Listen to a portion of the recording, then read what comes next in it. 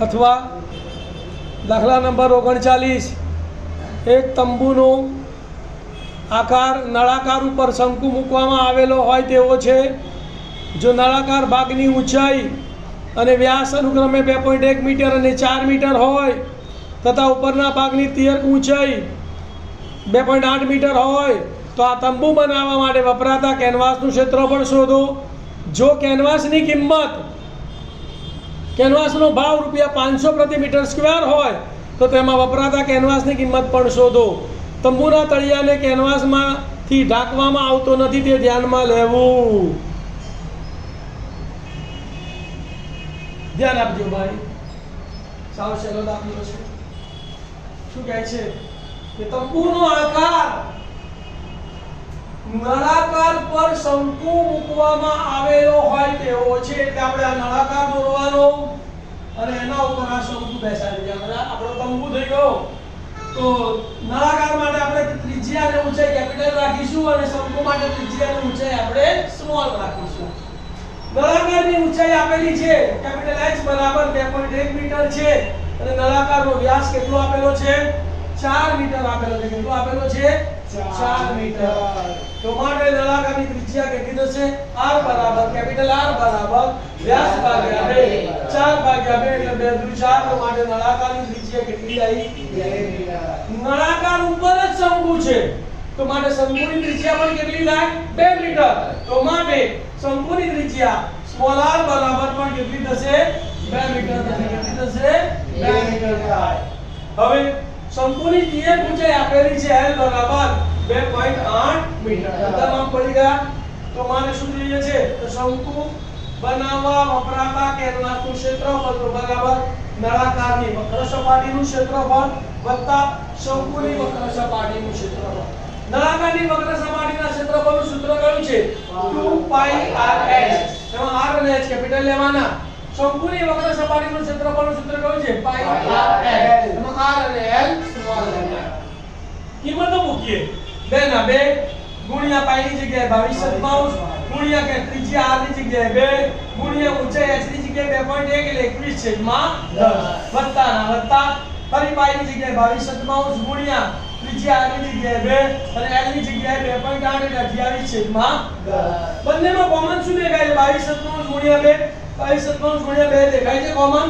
તો 22 ગુણ્યા 2 ને આપણે કોમન કાઢ્યા તો અહીંયા કેટલા વધ્યા 2 ગુણ્યા 21/10 એટલે અંશનો ગુણાકાર અંશમાં 21 દુ 42 એટલે છેદમાં 10 તો અહીંયા કેટલા લખવાના અંશમાં 42/10 પછી વત્તા અહીંયા કેટલા વધ્યા 28/10। છેદ કેવો છે સરખો તો અંશનો સરવાળો અને છેદ એનો 1 તો 8 ને 10 ની 0 4 ને 0 વધી પડી 1 4 ને 2 6 ને 1 7 તો 70/10 અને આનો ગુણાકાર આવી ગયો 44/7 તો બરાબર 44/7 ગુણ્યા 70/10। શૂન્ય ગઈ 7 ગયા તો અહીંયા કેટલા વધ્યા 44। તો માટે શંકુ બનાવવા એટલે જે તંબુ બનાવવા માટે વપરાતા કેનવાસનું ક્ષેત્રફળ કેટલું આવ્યું 44 મીટર સ્ક્વેર।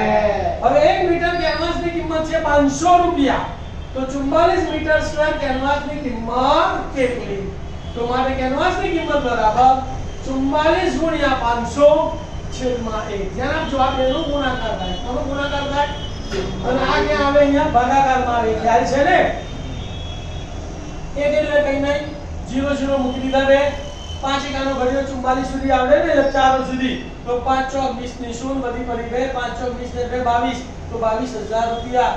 તો કેનવાસની કિંમત કેટલી આવી 22000 રૂપિયા।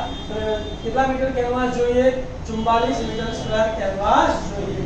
વિદ્યાર્થી મિત્રો અહીં આપણા 5 પેપર પૂરા થયા।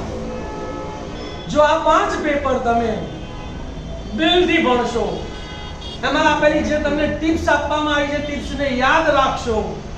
પહેલા તમારે શું કરવાનું દાખલાનો વિડિયો જોઈ લેવાનો સમજી લેવાનો પછી એને પોસ્ટ કરી દેવાનો અને પછી આખા દાખલાને જાતે ગણવાનો અને પછી તમારે વિડિયો સાથે તમારા દાખલાને ચેક કરવાનો અને કાં તો તમારે શું કરવાનું આખા બોર્ડનો સ્ક્રીનશોટ પાડી લેવાનો અને પછી તમારા દાખલાને ચેક કરવાનો।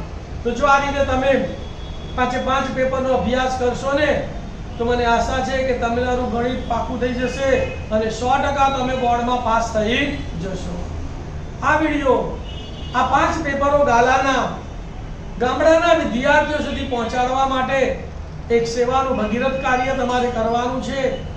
તમારે આ તમામ વિડીયોને તમારા ફેસબુક ઉપર, તમારા ઇન્સ્ટા ઉપર, તમારા સ્ટેટસ ઉપર મૂકજો, એટલે જેમને પણ આની જરૂર છે એ લોકો એને ઉપયોગમાં લઈ લેશે. જાણે અજાણે કરેલું કાર્ય એ કર્મ કહેવાય, એ આપણું પુણ્ય કહેવાય. તો તમે પણ કોઈ પણ વિદ્યાર્થીને મદદરૂપ બનવા ભાગીદાર બનશો. હું આશા રાખું છું કે ભાઈ ગુજરાતના તમામ વિદ્યાર્થીઓ ગણિતમાં સારા માર્ક સાથે પાસ થાય. Thank you. બધાને ઓલ ધ બેસ્ટ. ઓમ નમઃ શિવાય.